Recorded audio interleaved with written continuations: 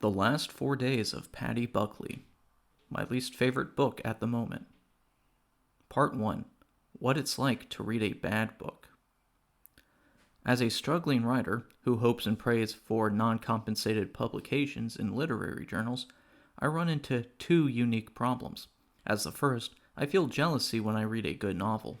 I do not get angry. I do not aim curses at the sky. Instead, I hold the novel at a distance and reassure myself that I will lessen that distance in time. A good novel gives me a goal. True, I feel a little envy that I did not write the novel in question, but I appreciate and praise it, and I gain a new positive insight. I want to write good novels, and I love having a large selection of which to study. The second problem comes in the form of bad novels. As a struggling writer, bad novels deal more damage to my psyche than any other media. A casual reader may read a bad novel and not enjoy it. This hypothetical reader may not even understand the book as bad. I have a different experience. When I see a bad movie, I just see a bad movie. I did not enjoy it. I may joke or rant about the film with a friend, but my experience begins and ends within the film's runtime. If I see a bad show, I stop watching the show. I have no overbearing reason to continue with the show. I cannot do the same with books and novels. Once, an acquaintance asked why I continue to read books that I do not enjoy. I told him that I could still learn important lessons from bad books. By examining an example of what not to do, I learn what to do. Also, novels consist of more than just the events of the plot. My acquaintance referred to plot or story when he used the term bad. I can find a plot boring, but find the prose interesting. The reverse also exists. To me, numerous factors, which the layperson may not even notice, combine to create a final product. My acquaintance took the layperson's position. He viewed books solely as a source of entertainment. If material could not provide entertainment, then the material had no value. For me, I need to read, I need to examine, and analyze as much different material as possible. The lessons I learned from struggling through a bad novel outweigh the relief I would feel if I just closed the novel and hid it on a shelf. To this day, I know of only a few novels that I began but did not finish. Most of these occurred in my youth. I need to read bad books just as I need to read good books. I can and have explained this need to others. For the most part, these others accept my reasons. They may not understand the whole picture, but they at least accept it. However, I experience difficulty in relating the more emotional side of this problem. As I stated earlier, a bad book affects me more than it would a casual reader. I want to write. I want to write novels. I want to see one of my novels published and on the shelf of a bookstore with blurbs from other authors and critics. Each day, I work on my writing. I try to get better each day. When I read a bad book, the knowledge that my novels remain unpublished, unaccepted, cements itself under a newer, fresher layer. Pessimistic thoughts filter as an undercurrent. I question how this bad book got published while my book gets rejected. In my sophomore year of college, I first dealt with rejection. The college started a literary journal for undergraduates. I submitted a story, one that contained a convoluted, non-chronological narrative. The story got rejected. I did not care. I knew rejections happened. When the journal released, I bought one. I enjoyed it until I got to one terrible short story. I admit that my submission may have had issues, but I also knew that it was better than this one which received publication. Years later, while re-evaluating my early work, I reread the story that became my first rejection. I realized the story's length and realized that a literary journal run by undergrads with a limit to pages would favor the shorter of two stories. I do not mind reading a good book. I may feel jealousy or envy, but I feel these emotions in a positive way. Good books make me want to work harder. Bad books, though, make me think of publishing as a game and that someone rigged the game. Part 2. What the book is like. Jeremy Macy's The Last 4 Days of Paddy Buckley tells the story of Paddy Buckley and his last 4 days. This one-sentence synopsis contains some inaccuracies, though. I give it in an attempt at levity.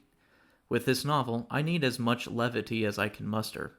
Expanding on this synopsis, Paddy Buckley works as an undertaker for an Irish funeral home.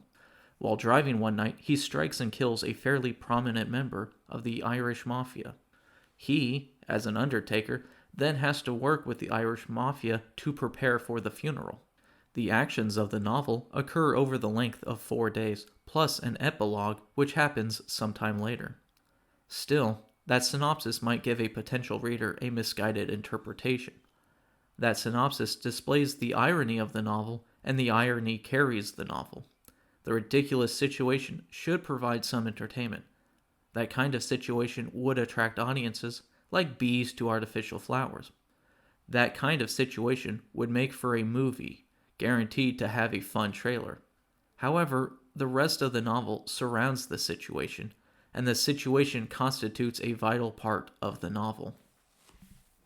My list of complaints with this novel runs long. If I jotted them all, I would have a roll of paper rivaling Santa Claus's.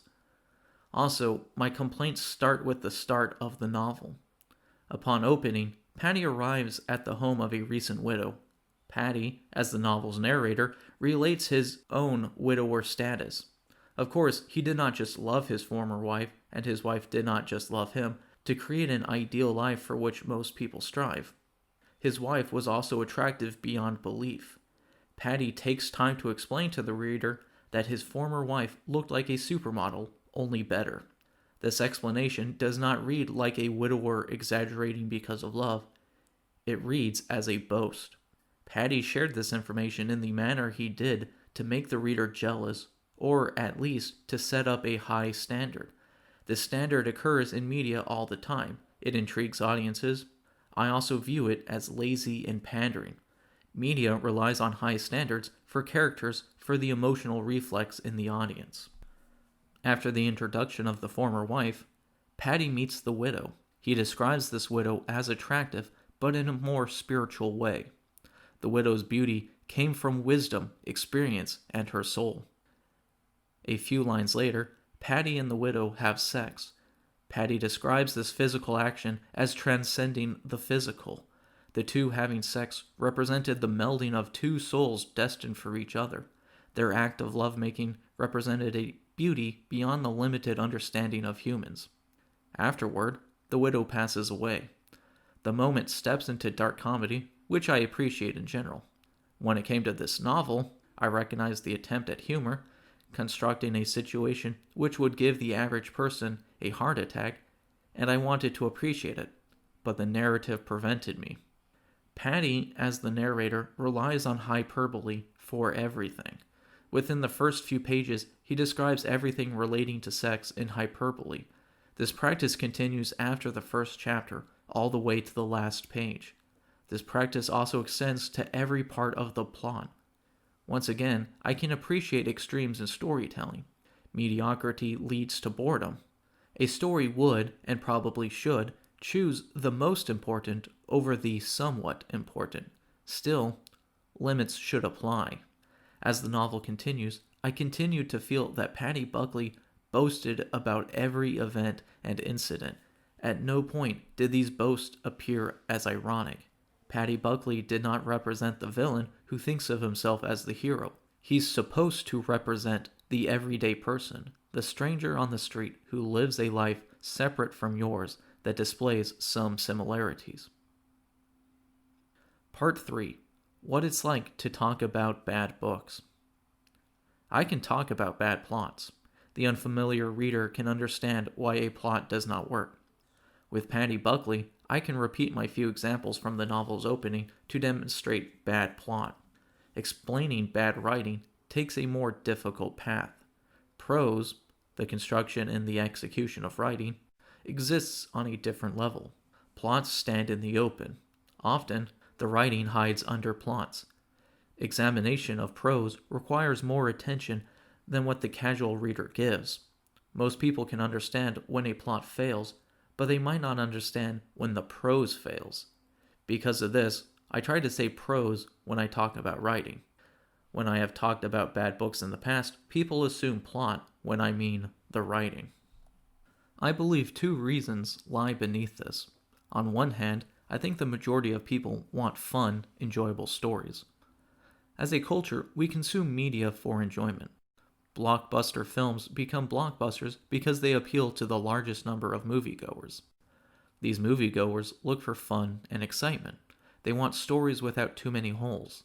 They want to enjoy the spectacle. Within these moviegoers, some take a critical eye. They might watch movies for the craft of the film. The majority, though, goes for the escape. The same principle applies to books and novels.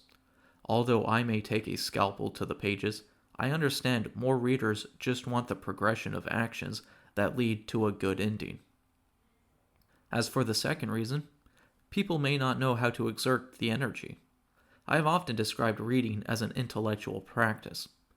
You listen to music with your ears, you watch movies with your eyes, but you read books with your mind. True, you read words with your eyes, or through tactile sensation in the case of Braille, but you must translate these words into a mental image. People might stop at this step. They read the words, translate them into a vague mental image, and move to the next sentence. They read novels as though listening to a friend describe a plot. I would like for readers to take more time on that mental image. I want them to ask if a better mental image exists, and if the writer could use a better method to achieve that better image. Of course, this problem does not apply to all readers. In college, I had heard people bemoan the pointlessness in reading, since good books become movies. I view this as the ultimate example of putting story over craft. These people did not understand the joy one could get from the collection of words placed in a specific order. They just wanted a story and viewed writing as a less preferential option for telling a story. I also surmise that these people do not take the critical eye with movies. I can talk about Paddy Buckley's plot with ease. I have a harder time talking about the prose. Within the first few plot and story points, I disliked the prose. The prose fell flat. It had no imagination. It did not try anything experimental. The prose read like the author wanted to get through the plot. He cared more about telling a story for a casual movie-going audience than for a reader. Still, I struggled through the book. Although I disliked this novel to a degree greater than most of my other disliked novels, I feel I have learned from the experience. I wish I had a better reason for purchasing the novel.